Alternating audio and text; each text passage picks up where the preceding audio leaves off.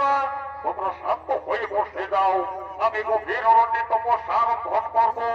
তোমরা চিৎকার চেঁচামেচি করলে আমার তপস্যায় বিঘ্ন হবে। তোমরা শান্ত হয়ে বসে যাও, আমি তপস্যা আরম্ভ করব।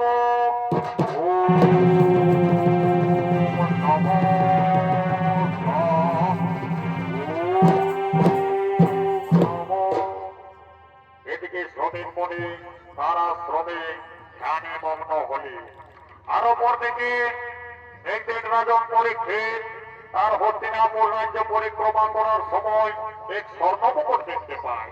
তাই মাননীয় দর্শকমণ্ডলী, সেই স্বর্ণমুকুট ছিল রাজা জরাসিংহের। সেই স্বর্ণমুকুটের প্রতি লোভ ছিল পাঞ্চালী দ্রৌপদীর, এবং সেই স্বর্ণমুকুট মহাবলী ভীম জরাসিংহ রাজাকে হত্যা করে এনে দিয়েছিলেন এই হস্তিনাপুরে। তাই একটি রাজন পরিক্রমা করতে করতে সেই স্বর্ণমুকুট দেখে সে উত্তরসূরি এবং নিজের পূর্বপুরী রাজনীর ভেবে থাকে, তাই সে পরিধান করে। সঙ্গে সঙ্গে তার রাজ্য নষ্ট হয়।